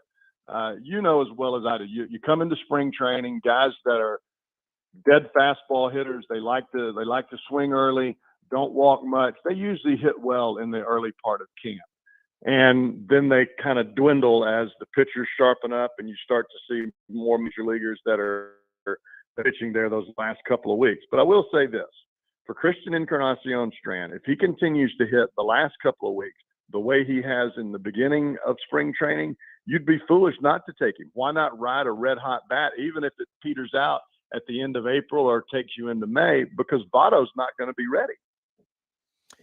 Yeah, and Joey Votto, we just love Joey Votto. I mean, what a career he's had. His personality, the guy who he is, he's just a treasure there in Cincinnati. Are we looking at this as the last ride for sure for Joey Votto? I think it probably is. And even though nobody really talks about that, Joey doesn't talk about it, the Reds don't talk about it. It's one of those things that, you know, it's pretty much inevitable when you really look at this in a grand scheme. And I think deep down, Votto probably realizes that. I think that's one of the reasons that he is so much out in the community and so much out in the public eye right now with Reds folks, simply because he kind of senses it.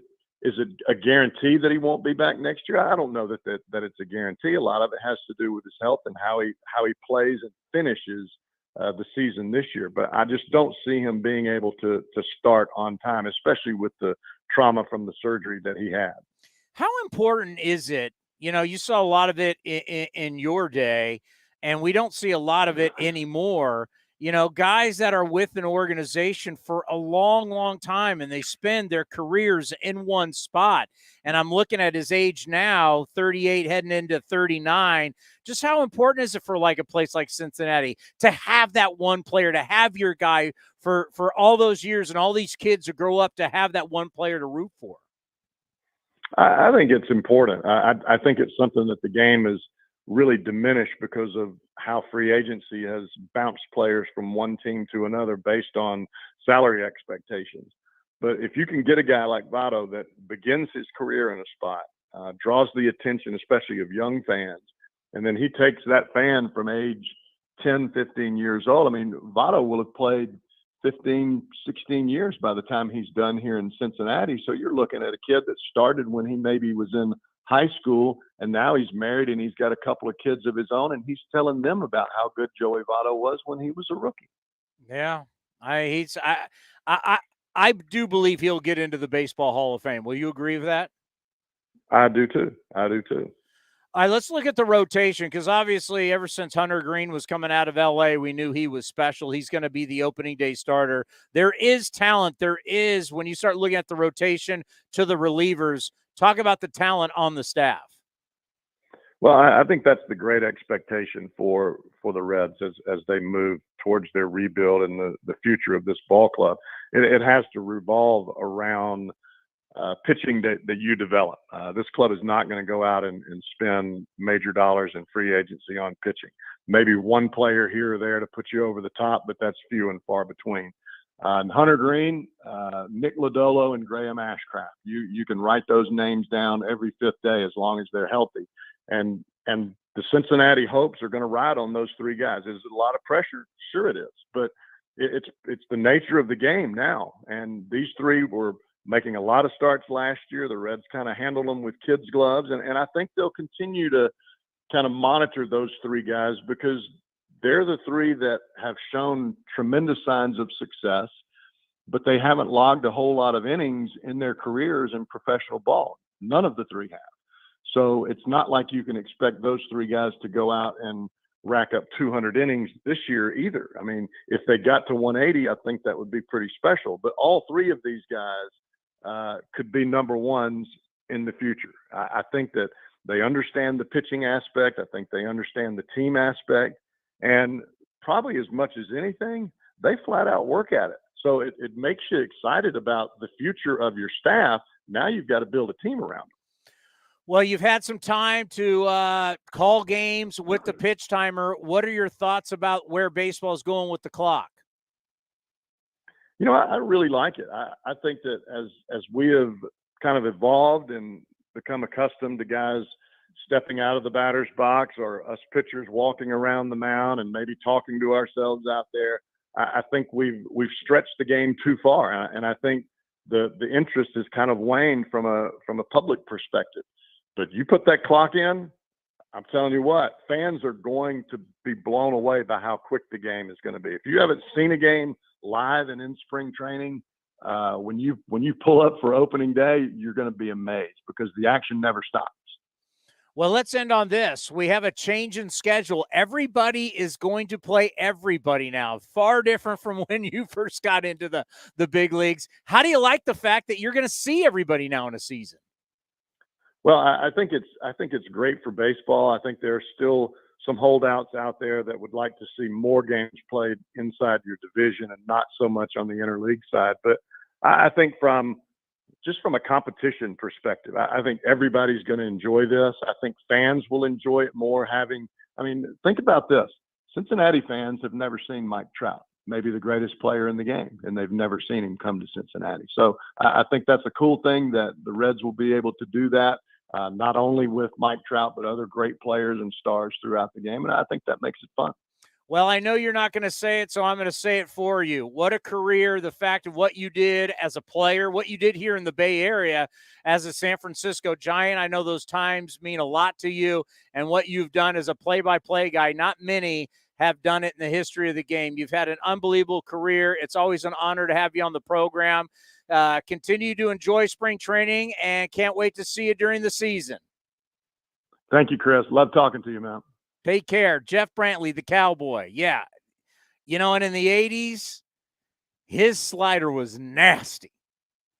You may not remember this. He used to wear sunglasses out at Candlestick Park.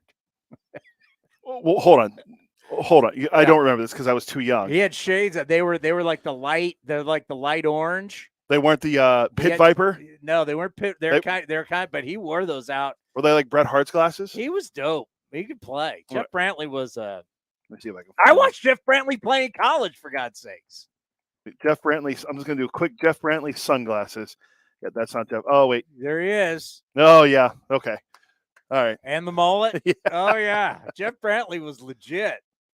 I type in Jeff Brantley and it's not even Jeff Brantley. So. Yeah, Jeff Brantley, man, he led the league in saves. He had 44. What do you have? 44 saves in a season back then. Let's see. Yeah, he had 44 saves with a 2.41 ERA. Would you take that in 66 games? That's very good, especially back then when we didn't really. The save wasn't as valued as it is now.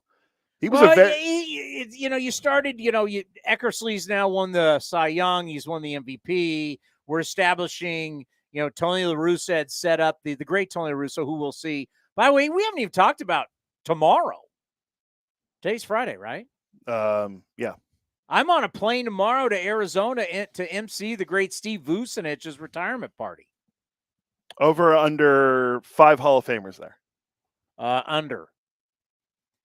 Gonna go under? All right. I know the guest list. Oh, all right. Never mind then.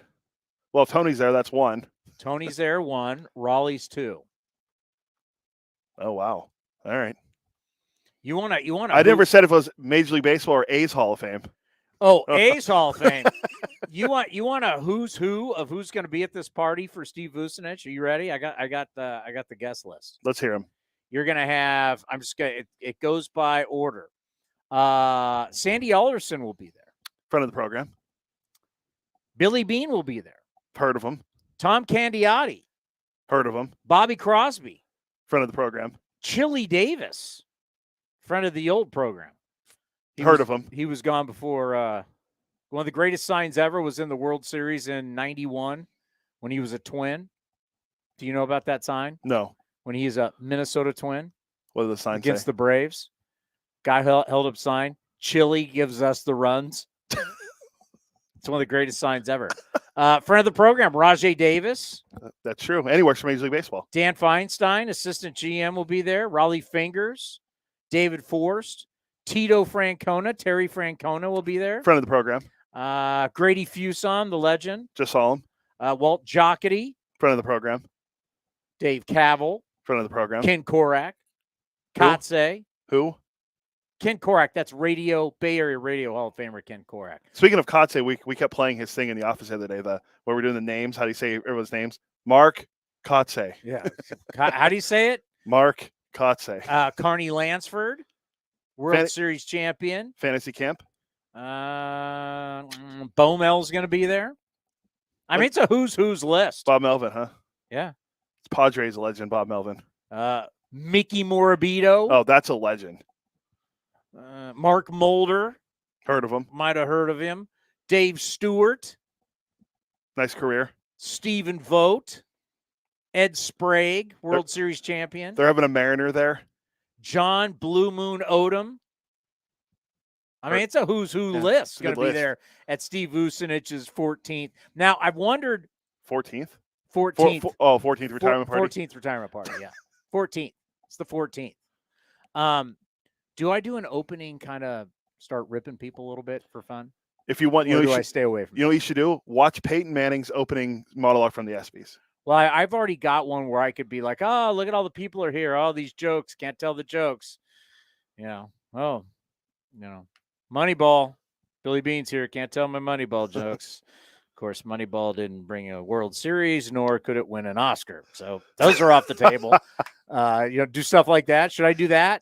Or should I just get into the Steve Vucinich? We're honoring Steve. Just go up there. How should I take some shots? I mean, I could definitely take some shots. I think I could take some shots at Melvin, but they're like subtle shots. I think you should do that, or you can just go up there and be like the PA announcer did once for the Rockets when he's announcing the Warriors. Go up there like, "Hi, we're here for Steve Vucinich's retirement party." No, we're not doing that. No, I would do the jokes. I mean, for John Fisher's there, I can say, the owner's here. I can't do my Howard Terminal jokes.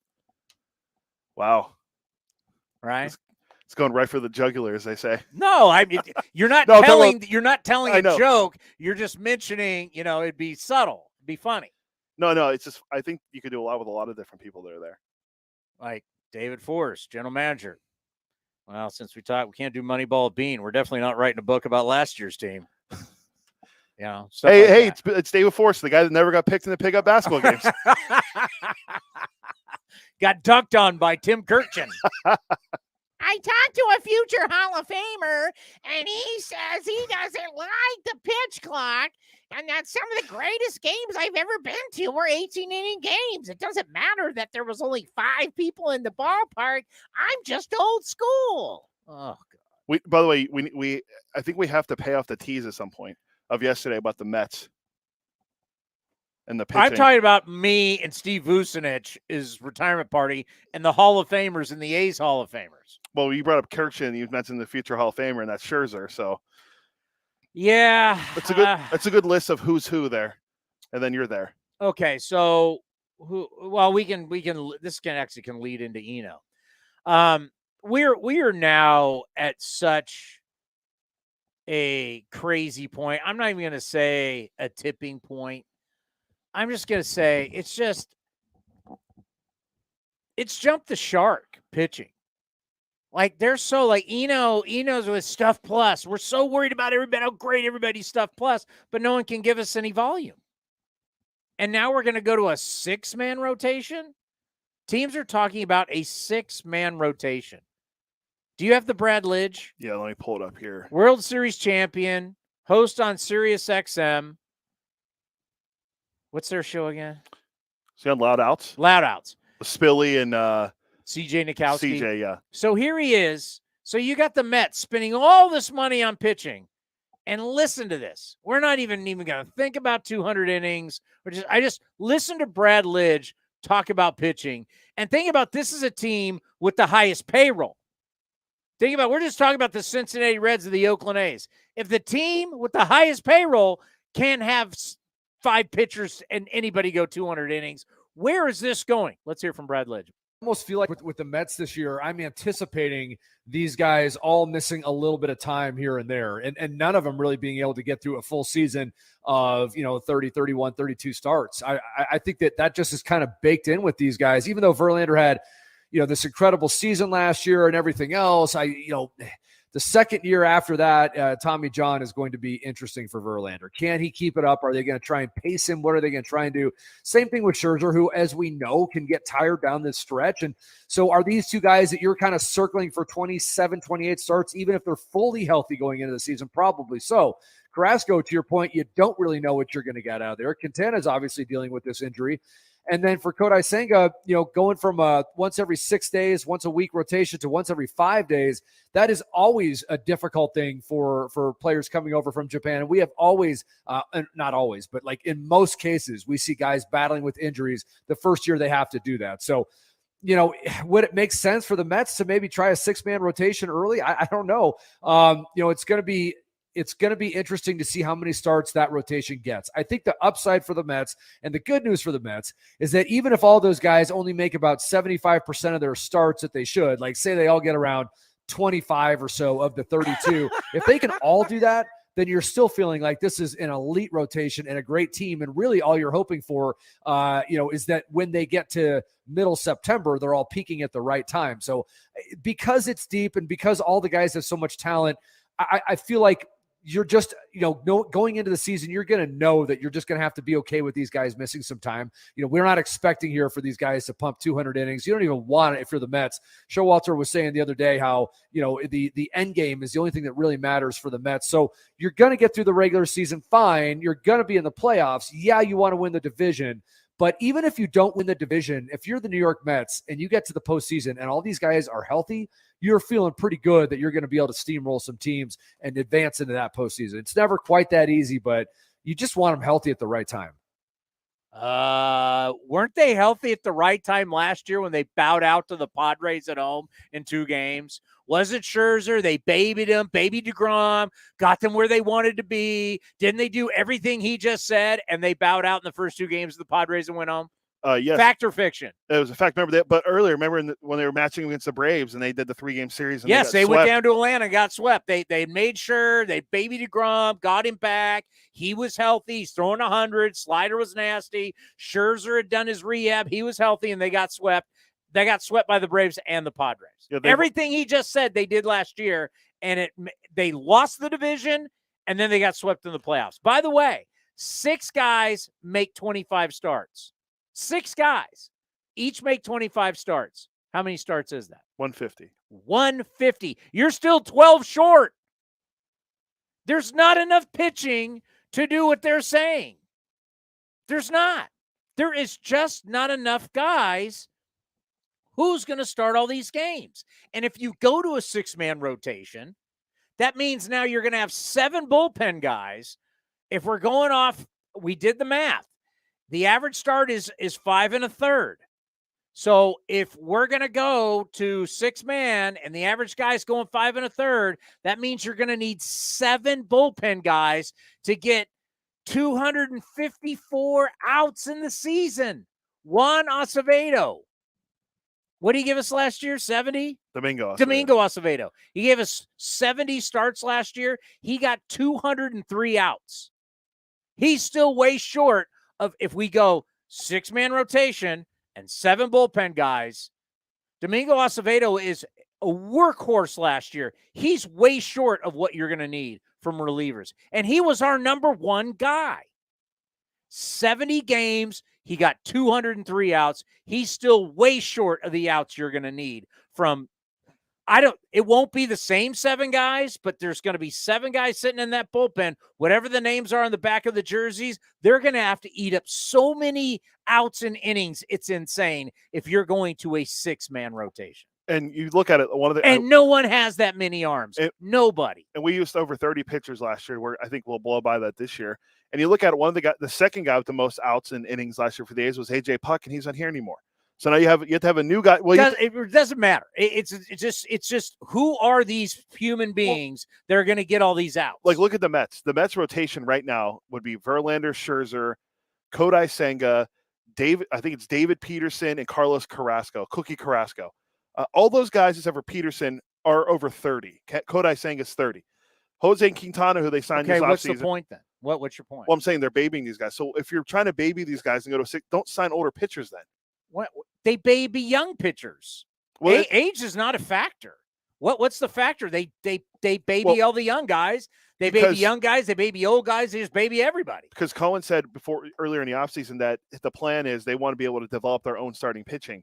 Well, you're trading all those guys away to get these older starting pitchers that aren't going to be here forever. When you can have these guys, you can bring them up. Yeah, but the point is, it wouldn't matter doesn't matter what their age. What does it matter their age? You going to tell me they're going to bring up 26-year-olds and let them go 200 innings? Most likely not. And No. then Quintana is going to be out to start the year. That's a guy they signed in the offseason. So my point is, what age can guys go 200 innings and give you 30 starts? Because there's not many of them. You're worried about the older guys. They're signing older guys. My point is, they'll bring up younger guys. They won't let it with the younger guys. It gets back to, how are you going to get all these innings done, and how are you going to get all these outs? Remember, we only had 5 guys go 200 innings last year, and Sandy Alcantara went 228, and he said in spring training I think it was last week, that his goal is at 250, and the Marlins won't let him go there. That's what Jason Stark said. We used over 30 pitchers. You trying to tell me every team there's that many pitchers on the planet who are good enough to throw that many innings in Major League Baseball? I'll see how many the Mets used real quick last year. Mets won 101 games, and they finished second in their division, obviously losing to the NL East to the Braves. Last year, the New York Mets, I'm just going to go by games, and hopefully there's not position players, which there probably will be. The Mets used Darren. Okay, so they used they've used over 30 pitchers too, because Darren Ruff. There's not over 30 pitchers on the planet who are good enough to pitch for 30 teams in Major League Baseball, and we're talking about going to 32 teams. Yeah, I don't know how every team's going to do this. Is Eno joining us? He's supposed to. He's still not here yet. I mean, there's not enough guys. There's not enough guys. Oh, there he is. Let me make sure I have the open ready for him when we add him. All right, let me add him now. He's in Florida. He's in Florida. All right, do you have his open?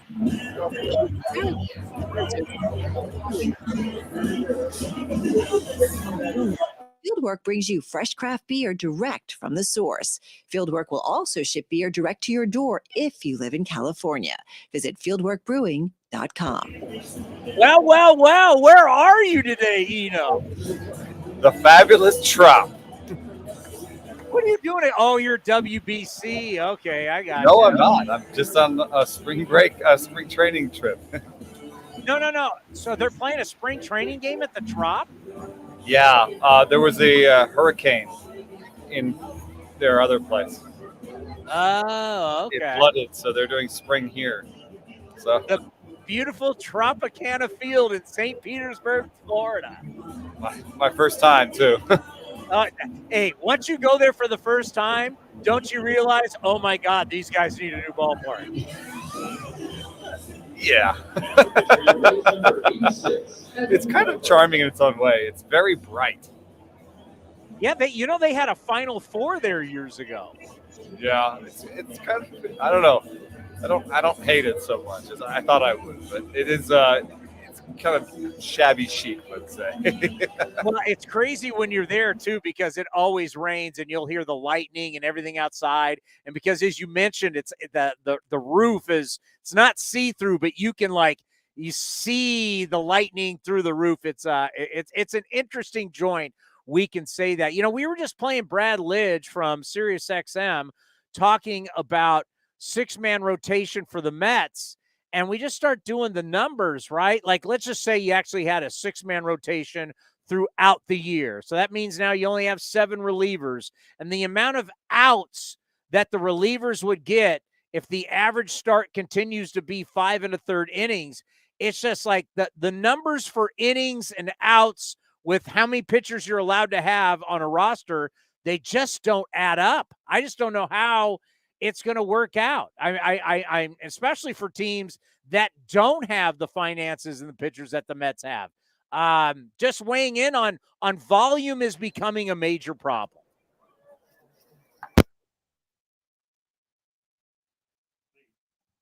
His microphone go out? You're on mute.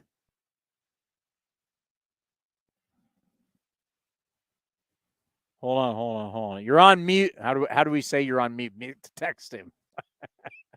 Live from the Trop, though. I do appreciate that that he is he's got a microphone going through his computer, I'm impressed. I might be able to send it to him on the private chat here. Yeah. Like, I think he's going to come back in because he disconnected his mic, so I think it kicked him off. So yeah, we'll get him back. It's all this technology, man. That we play with. Yeah, to let everybody know is, see, when you have cameras and you have microphones, they're not really. They're compatible, but they're not with computers, right? There he is. There he is. Can you hear me? Yeah, we got you now. Okay, sorry about that. You were asking about the 6-man rotation with regards to the pitching clock? No. I was asking, we're just doing the numbers and the amount of volume. So Domingo Acevedo, right? He went 70 games for us. He got 203 outs. We were looking at, if you just did a 6-man rotation for the season, knowing that the average starter goes 5 1/3, that means these 7 relievers, whoever they are, you can bust them up and back from AAA or whatever, but those 7 relievers are going to have to get around 250 outs a year. Domingo Acevedo, who for us went 70 games last year, only got 203. If you just start doing the simple math. Oh, because you're using a roster spot on a reliever that you would have on a starter that you would have used on a reliever. It just doesn't add. You're not going to have enough starters. You don't have enough relievers. We're at a point stuff plus. We want everybody to be lights out every single time they come up, but we're having a major volume problem. No, it is totally a problem. And, another way that I can say it is that it's not a good move is that you start getting fewer starts from your best starters. Yes. Right. That's another reason it's not a good move. But another way that I've seen what you're talking about in the numbers is like, we want these 4-out relievers, right? And you want these 4-out relievers because you're like, oh, we've got these guys who are better than just a 3-out relievers. We can go a little bit of length with them. They're really great. They're kind of mini starters. Oh, I love that.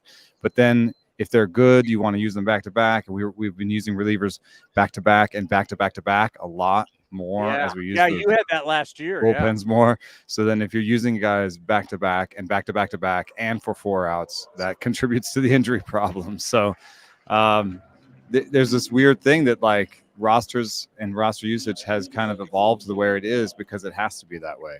And, you would need to change the roster to make a 6-man rotation work. And I think the only way that it'll really work is if you have some up and down work. You only have 3 options now. So you can't just like, oh, our 6th starter is always down in AAA and then he comes back up. You can't do that. So I kind of think it won't work.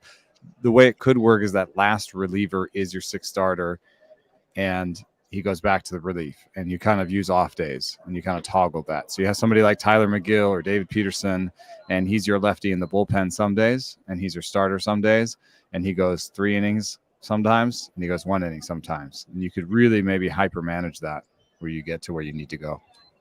When we start looking at the New York Mets, and we're going off what Brad Lidge said on his show on Sirius XM. And if I remember correctly, the Mets did everything they could to get Scherzer and DeGrom right for the big moment, right? The postseason. And even before that, when they had that big 3-game set down in Atlanta where the Braves swept them. So they did everything they could to get their best pitchers to be right at the right time. They got swept in Atlanta, and then they got swept by the Padres in the playoffs. So even though you think what you're doing is right, it doesn't always mean it's going to work out for you. There is no correlation between September team record and October success. That's sort of another way of saying it, right? Yeah. I think the big luck is when the injuries happen. We all have injuries on our teams and we all have to deal with that. And it's just when they happen. And in some cases, sometimes it's better to get it out of the way in spring. People were talking about like, whoa, it's a fantasy season. So how should I draft Tyler Glass now? How should I value this guy? How should I value Carlos Rodon, who just signed a big contract, went to New York and he's hurt? Well, wouldn't have put them down for much. I wouldn't have put Rodon down for 200 innings. There were only 8 guys who threw 200 innings last year. I don't think Rodon's going to be one of them, And I wouldn't have put Tyler Glass now down for much more than 130 innings. And maybe they got the injuries out of the way. Maybe they can kind of coast through the rest of the season. Maybe it's an abundance of caution, just as they say. So it's the biggest chaos in baseball is when the injuries happen. So since you've been in Florida, what's improving the Grapefruit League?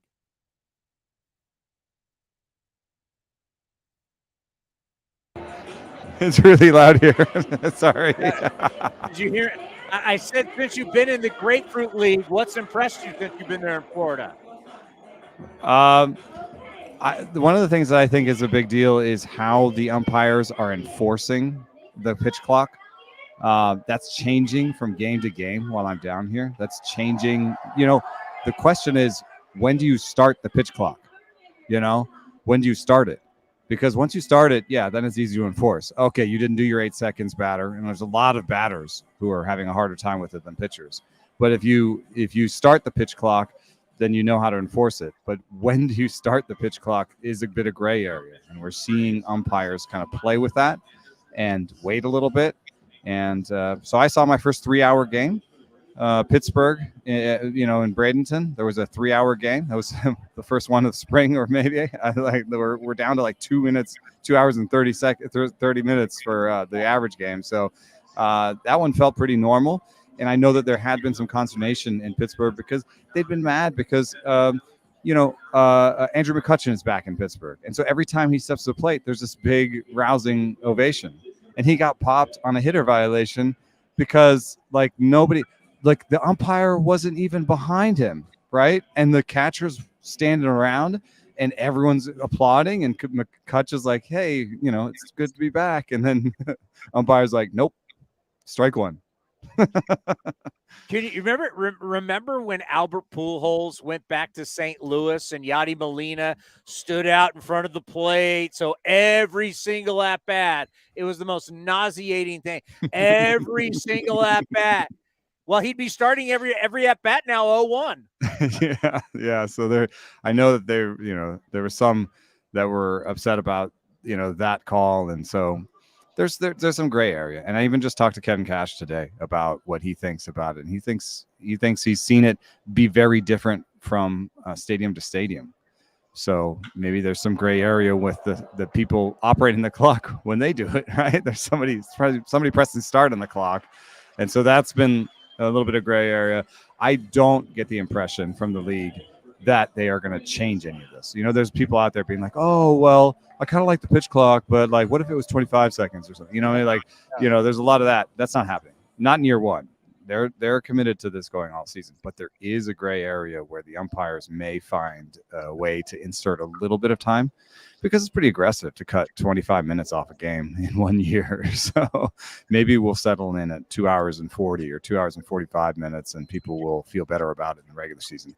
Everybody is getting used to this. So, the umpires, no matter what you say, up in the league office, the umpires are the ones enforcing it, and they will be the ones that sort of find a cadence, I think, that works for everybody. So it's important for you as a national guy to be able to go to Florida. I mean, because obviously you're out here on the West Coast. You're able to see all the teams when they go into Oakland or they go into San Francisco. Just how important is it for you to be there, to be in Florida, and to see all those teams that normally, you'd only see once a year? Yeah, it's nice to get in front of people I don't see as often. And, spring is such a great time because people have a little bit more time for you. You can talk about, more advanced things, and you can talk about a little bit longer. And this year was really just important to get out there because baseball's different. Baseball is different right now. We just reduced the strikeout rate this spring to about where it was 5 years ago. We just increased the batting average to where it was about 5 years ago. Power is down, which I don't know why, but maybe batters are adjusting and saying, hey, contact is being rewarded now. I need to get this ball in play, and there's no shift out there, so maybe I just need to just put this ball in play. So I've even seen, when I look at the numbers, exit velocity is down this spring compared to other springs. Maybe that's early going, or maybe that's an adjustment. Launch angle is down. Slugging is down, but batting average is up, and strikeout rate is down, and stolen bases are up about 25%. So, I mean, isn't that kind of what people wanted? We got more singles, more stolen bases, more action. I think if you're on the fence and you're mad about the pitch clock and you're mad that they did so many rules at once, I think just give it a shot. Like, go to a game. Like, that's what I would say is if you loved a game for so long and you're mad about Manfred ball or whatever you're calling it, and you're mad about these rules, at least go to a game and check it out because I think mostly people like it. I can tell you out of our camp, everybody loves it. Like, this is really just old school, to me, media people who don't like it. Fans appreciate it. Our players like it. Our coaches like it. And as you said, the time is down, but productivity. More runs are being scored, less strikeouts, more hits. I mean, everything. The big question I've wondered about, because we've talked about so much about velocity. Are we seeing a difference in velocity with pitchers having less time? That's exactly a piece that I'm working on, and it's something that I'd like to see, but I haven't yet seen in the numbers in terms of let me see if I can put fastball velocity on this thing real quick. But one thing I haven't seen is why it's hard? It's because it's early. And so the pitchers that are out there are pitching 3 innings. And so I tell you right now that fastball velo is up again, compared to last spring. But that's with pitchers only going, 3 innings or whatever it is. And if you're going 3 innings, it's easier to air it out. So we're going to really see in the next couple of weeks what this means. And that's exactly the kind of story I'm working on. I asked Kevin Cash, they're monitoring, their starters the third time through. They're starting, not third time through, but at least third inning now. They're getting to third inning and fourth inning. If they're monitoring velocity, if they're worried about that, I asked Drew Rasmussen about it. And I'm going to ask a few more pitchers about it because it is more fatigue. You're asking the pitchers to move faster. And if you ask them to move faster without as much rest in between, there's more fatigue. And the more fatigue there is, the more injuries there could be, and the more velo loss you could see in the 4th and 5th innings, which would be weird. It would put more pressure on teams to take the starting pitcher out earlier, which is something that baseball does not want. Now, what's also happening is people talking about that separately and what baseball might do about the starting pitcher. And I believe it was maybe Max Scherzer on a podcast might have suggested that you lose your DH. If you take your starting pitcher out before one of these 3 things happens, you lose your DH. And the idea is either your starter hits the 6th inning, you can take him out and keep your DH. If your starter gives up 4 runs, you can take him out and keep your DH. If your starter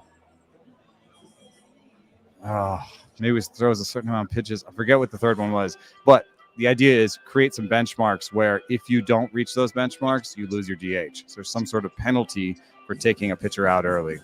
It's an interesting idea. I don't think that people will like it because it's so like, oh, you do what? You do what? You don't like it. Have to explain it every time it happened, but at the same time, baseball can make these rules.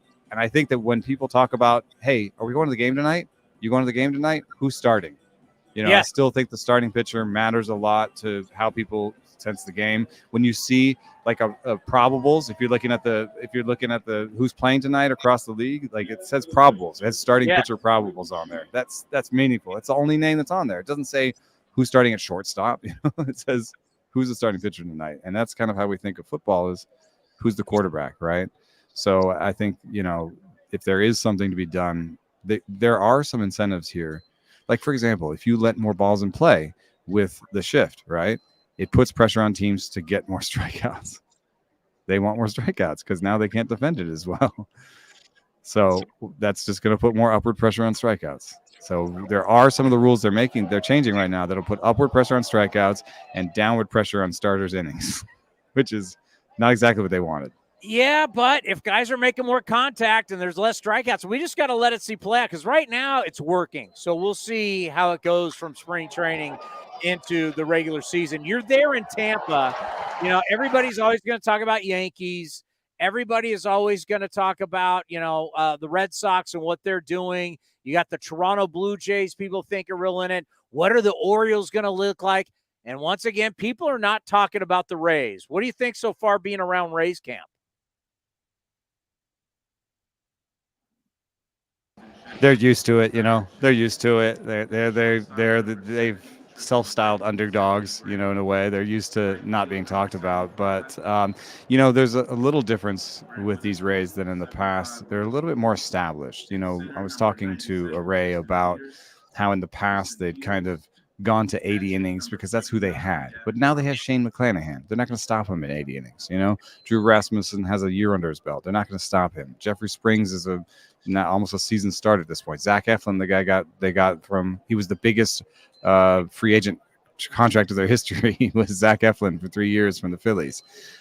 So they have guys now. They don't have to do the opener anymore. They used to do the opener because they had to. They had guys that weren't, they had to make the very most out of it. They had to figure it out. They didn't have a fifth starter, so they pieced it together with an opener and a bulk guy, But this year they have 5-6 good starters. They have some depth, and I think it's really all about Wander Franco taking the next step.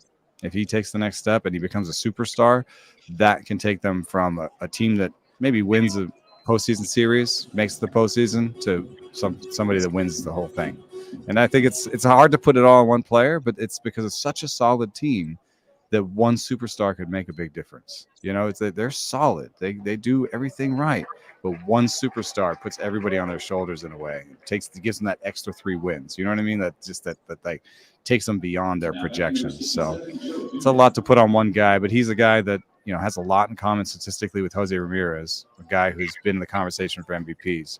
Wander Franco is an MVP this year. They could win the World Series. So since you've been down there, are there something or some things that have really stood out to you? Other than everyone trying to figure out the rules, and there's been a lot of lost balls in the sun. It's kind of the first week of spring training, so angry managers and lost balls in the sun. No, I've been sort of monitoring, I think everybody has the same sort of pitching setups now in terms of training and what they're doing. We're starting to get to a point where almost everyone's on the same page with you got your track man, you got your high-speed video, you got your coach looking at the numbers and being like, we want another inch up there or whatever, a lot of that's the same. But one big differentiator from team to team seems to be if they port that same style over to hitting. And some of the very best teams are teched out and are starting to have coaches that look at the data and be like, no, we want something like this. We want something like this, even with bad angles and pelvis. And, they're starting to get into that. And the better teams have more of that setup that looks more like the pitching side. And the other teams are trying to catch up. And so the hitting space to me is a real place for teams to separate themselves going forward. And I know you've been on a march to try and find some East Coast breweries. I know it's a different deal in Florida. What have we found in Florida? I just I wandered into Tampa Bay Beer Week yesterday. And I just went to I like Green Bench Brewing here in Tampa, and it's very good brewing. But I just went there to have a bite to eat and have a beer before I got my hotel, which I'm staying in the worst hotel I've ever stayed in. It's it's got sticky floors, and my door has one hinge, so I have to pull it up to close it, or else it won't close. God. Oh, it's one of the grossest hotels I've stayed in. But yeah, don't do La Quinta, man. So anyway, I just happened to be here for Beer Week, and we had a West Coast brewery in there. Cable Car is this the sour that everyone talks about that I've never had before. And I sat down and I got a Cable Car from Lost Abbey Brewing in San Diego, and it was great. So it was really fun and then as I was sitting there, the whole festival filled in beside. I was alone at the bar at first, being like, whoa, look at this beer list. This is crazy. And then I turn around and there's 300 bearded white dudes behind me. So it turned into a beer festival real quick, but I really had a good time. And I would suggest that anybody who goes down here goes to Green Bench. Well, I'm just going to say that's when you have a charmed life. Wherever you go, it's Beer Week. That's when you know. You just show up. Oh, I'm here for Beer Week. Well, of course you're there for Beer Week. You're the beer guy. Yeah. It was pretty awesome. I couldn't believe it. Where else you going?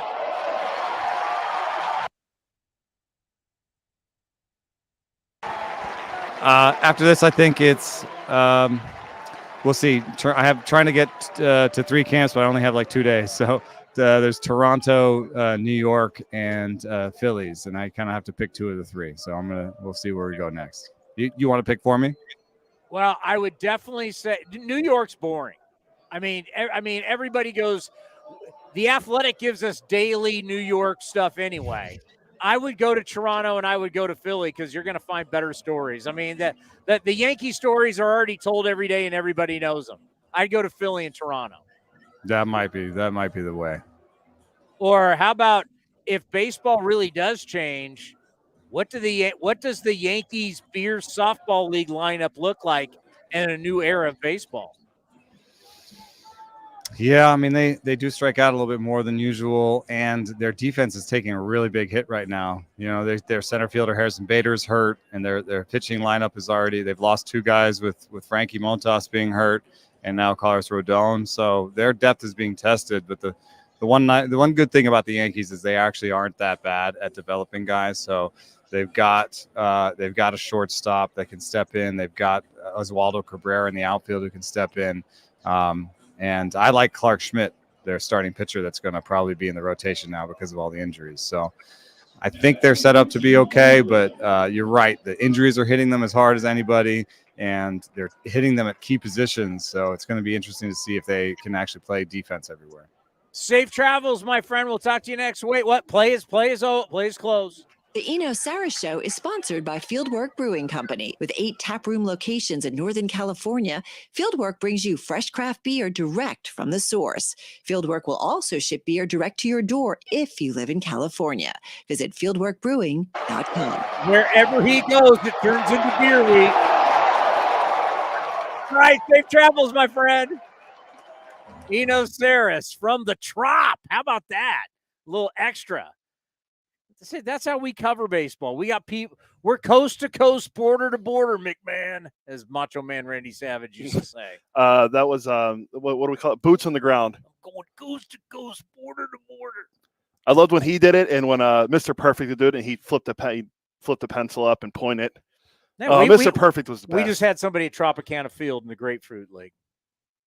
Unfortunately, Tampa, because of a hurricane. I didn't know they were having a hurricane. They had to switch. Or maybe it was just from. And we're complaining we were down there. It was cold. Yeah, and hey, it's raining here now. It's just not raining here. Atmospheric. It hasn't rain. stopped raining. Atmospheric. All night. I was supposed to play golf at 1:00 today. Course closed. It's a river running through there. I'm supposed to go to the Earthquakes game tomorrow night. That's gonna be interesting. See if it rains the whole time. Oh God. So I don't know. We'll see if I decide to go or not. It's a soccer game, and then it's going to be in the rain. Yeah, good thing I live so close to it. But I love soccer. It's my favorite sport. I once coached a team to a championship. We lost in the championship. You call it soccer, I call it football. You call it the pitch, I call it a field. You call it a game, I call it a match. I call you lame with your scarf and your. I don't have one of those. You don't have a scarf. No, but they're expensive. I looked to see how much they were on the. Well, Quakes, then of course you're not going to have one on the Quakes website. I'm like, hey, I'm not paying $40 for a scarf. I'm going to wear $40, but you're going to go there and spend how much in booze? 2 drinks with $40. So we got Rangers, we got A's. That's correct. Blackburn against Dane Dunning. Blackburn working on trying to throw more changeups to right-handed hitters. More importantly, what kind of pizza did he have last night? Oh, good question. Well, he's got a pizza place in Arizona. I know, and then he has one here in the Bay Area. So we got to get him a pizza. That's a good tradition right there. You know what? I'm going to have pizza the night before I pitch. Pizza makes you feel good. Get a lot of carbs in you. Get you ready to rock. As you're afraid of carbs, everybody's afraid of carbs. Not Blackburn. Bring on the carbs. Are you worried about his 54 ERA in spring training? No. There could be that fan out there that's like, oh, I don't know if he's going to rebound this year. It was one start. Hey, how about all the people that are hating on the new rules? All of a sudden, production's up, time down. It's exactly what it's exactly what the rules intended to do, and it's happening. All right, everybody, enjoy A's baseball. We'll see you Monday at a new time. We'll be at 11 a.m. with the time change, 11 to 1. Have a great weekend. Enjoy A's Rangers. It's that time of the year. Single game tickets are now on sale for the 2023 season. Secure your tickets for some of the biggest matchups, fireworks, drone shows, giveaways, and more.